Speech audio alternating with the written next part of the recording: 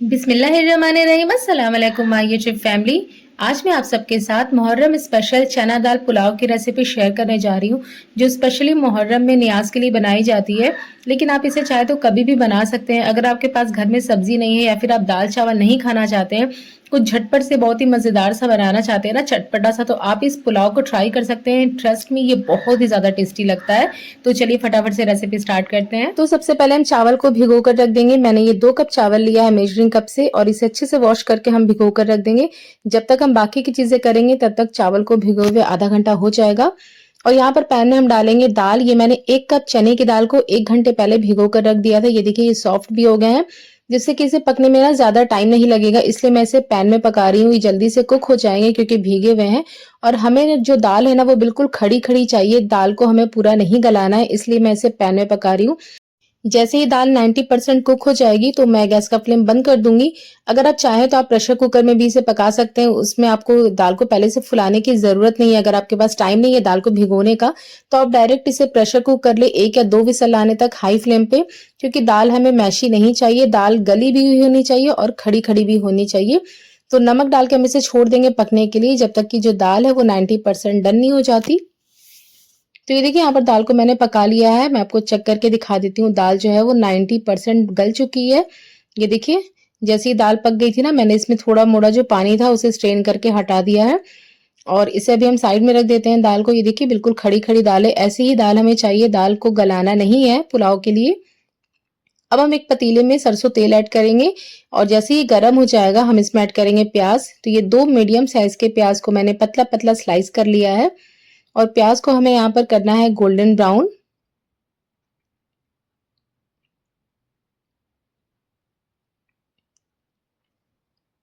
और जब प्याज गोल्डन ब्राउन हो जाएगा तो इसमें से आधा प्याज जो है ना वो हम निकाल के साइड में रख लेंगे, जो हम बाद में यूज करेंगे। और बची हुई प्याज को हम किनारे करेंगे, और इस तेल में डालेंगे कुछ खड़े गरम मसाले, जिसमें मैंने लिया शाह जीरा, छोटी इलायची, काली मिर्च के दाने, लौंग, तेज पत्ता, स्टार फुल और दालचीनी। इस गरम मसाले को इसमें डाल देंगे। इसके बाद हम इसमें डाल देंगे 2 चम्मच भर के अदरक और लहसुन का पेस्ट। अदरक लहसुन का पेस्ट अच्छी क्वांटिटी में आप डालिएगा, उससे पुलाव में जो टेस्ट है वो ज्यादा अच्छा आता है। अदरक लहसुन का पेस्ट ऐड करने के बाद फौरन हम इसे मिक्स करेंगे और इसे भूनेंगे 2 से 3 मिनट के लिए, जब तक कि अदरक लहसुन का जो रॉ फ्लेवर है, जो रॉ स्मेल है इसकी, वो चली नहीं जाती, तब तक के लिए हमें इसे भूनना है। गैस का फ्लेम आप इस स्टेज पे बिल्कुल लो पे रखिएगा, लो फ्लेम पे आप अदरक लहसुन को भून लें। और जैसे ही अदरक लहसुन का पेस्ट भून जाएगा 2-3 मिनट बाद हम इसमें पकी हुई दाल ऐड कर देंगे, जो हमने बॉईल कर लिया है पहले ही। दाल ऐड करने के बाद हम इसे अच्छे से मिक्स करेंगे। गैस का जो फ्लेम है वो आपको अब लो पे रखना है। लो फ्लेम पे हमें दाल को मसालों के साथ थोड़ा सा भून लेना है। तो दाल डाल के मिक्स करेंगे। इसके बाद हम इसमें डालेंगे हरी मिर्च का पेस्ट। हम इसमें लाल मिर्च पाउडर यूज नहीं करने वाले, सिर्फ हरी मिर्च से ही और काले मिर्च पाउडर से ही हम इसमें तीखापन लेके आएंगे। इसके बाद इसमें कुछ मसाले ऐड करेंगे। यहाँ पर मैंने लिया भुना जीरा पाउडर, सौंफ का पाउडर, काले मिर्च पाउडर, धनिया पाउडर, और ये है चिकन पाउडर। चिकन पाउडर यहाँ पर बिल्कुल ऑप्शनल है, नहीं है तो कोई बात नहीं, आप इसे स्किप कर सकते हैं। 2 मीडियम साइज के टमाटर ऐड करेंगे, मोटा मोटा कटा हुआ। साथ ही में नमक भी ऐड कर देंगे टेस्ट के हिसाब से। सारी चीजों को मिक्स करेंगे और दाल को मसालों के साथ हमें भून लेना है 3 से 4 मिनट के लिए। और सारे इंग्रेडिएंट्स की लिस्ट आपको नीचे ना डिस्क्रिप्शन बॉक्स में मिल जाएंगे, तो आप वहां से जरूर चेक कर लीजिएगा।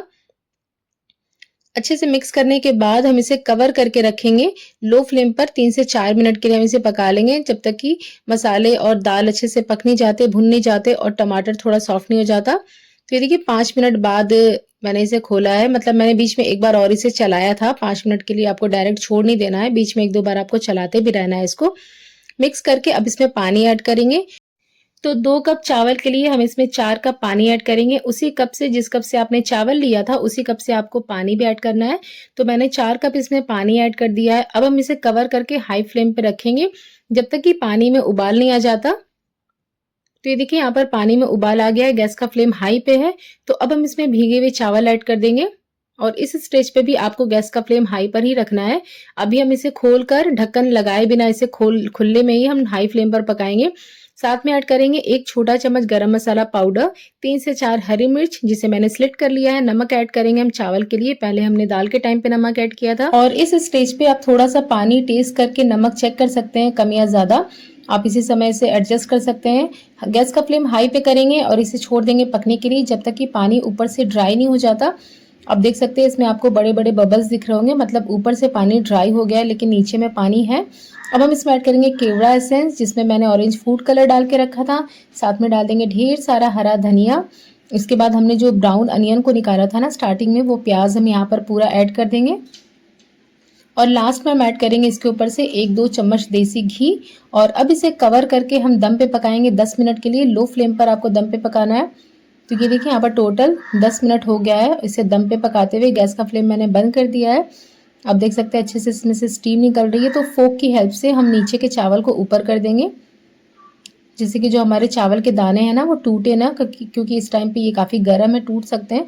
तो आप फोक की हेल्प से हल्का हल्का सा बस इसे मिक्स करें, मतलब नीचे के चावल को बस ऊपर ऊपर कर दें और कवर करके इसे छोड़ देंगे फिर से 10 मिनट के लिए। 10 मिनट बाद ये खाने के लिए बिल्कुल रेडी रहेगा। आप इसे 10 मिनट बाद सर्व करें।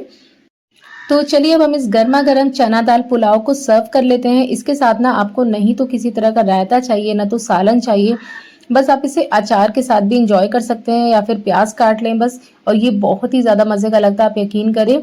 आप इसे एक बार ज़रूर ट्राई करिएगा। आप इसे कभी भी बना सकते हैं और अगर आप इसे ट्राई करते हैं तो मुझे कमेंट करके ज़रूर बताएं कि आपको मेरी ये रेसिपी कैसी लगी।